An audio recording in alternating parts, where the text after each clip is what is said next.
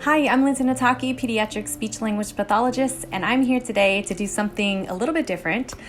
Since I've started this YouTube channel and my Instagram page, I've met so many awesome SLPs, and I just wanted to do something for them and for us as an SLP community. So this video is actually going to be directed towards people who are dating someone who's an SLP, or interested in dating someone who is an SLP, or married to an SLP. So the SLP's partner. Through the years of being an SLP and meeting so many awesome people, I've just noticed that although we might come from different backgrounds and different places, I've noticed some really common characteristics amongst us that I think I would like to shed some light on. Number one, we are observant. We have to do a bunch of assessments all the time, and we never turn that brain off. So we're constantly assessing speech and language and communication skills and the different kids that we come across, different adults. That phrase, it's not what you say, it's how you say it. That is definitely something that we live by, but not only that, we will tell you why you're not saying it right and why that's important.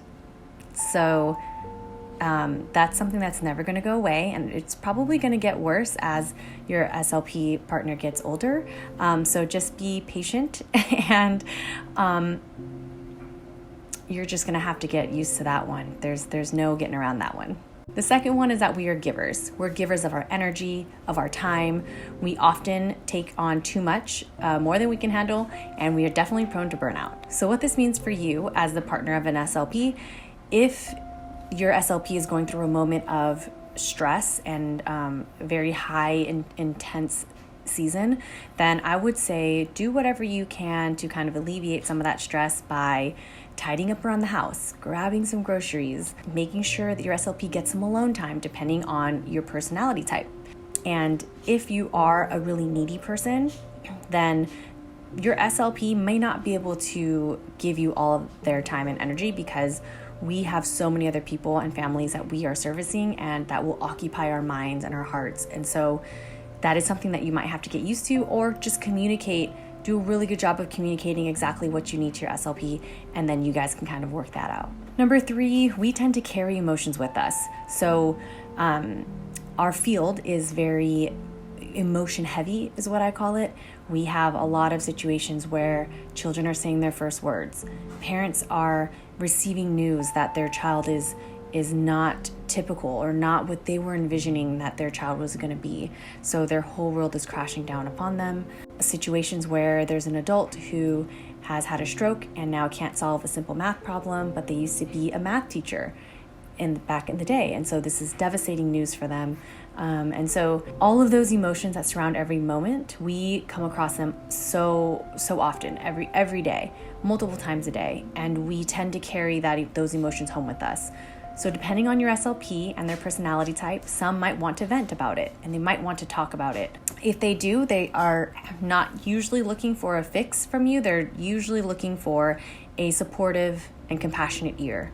So just be there for them in those moments. If your SLP is more withdrawn, or maybe a little bit more introverted, or maybe needs to sort out what is happening, then give that SLP time. Don't pressure her or him. Don't force them to open up to you if they're not ready. There's a lot of emotions that we have to sort through, and we have to make sure that we're taking care of ourselves as well. That's a good thing for you to remind your SLP, is to make sure that they're taking care of themselves. We are organized. That might mean your SLP likes things, or like they're very particular. Maybe they really like a spotless place or spotless work area. I tend to just like things to be tidy, so everything has a place. It's okay if it gets a little chaotic every once in a while, but we need to organize it. It can't stay that way. It can't stay in a state of mess. It has to, everything has a place. So we do have to tidy up. So what that means for you as a partner, tidy up. Number 5, we create. So a lot of times, a lot of SLPs that I know have multiple projects going on, or they're an SLP and then they're also an artist. They're an SLP and they're a photographer. They're an SLP and they craft. They're an SLP and they have a YouTube channel. Whatever it is, if you're the partner of an SLP, support all the projects because it's an outlet for us. Speech pathology is a perfect mix of science and arts. So we focus on the science, and it's a huge part of what we do. And artistically, we each have different avenues that we like to express ourselves. So it is very important that you support our creative outlets. Okay, the last one is that we are controlling. I've heard that we're a little bit controlling. I like to say we like to ask questions, but sure, we could be called controlling.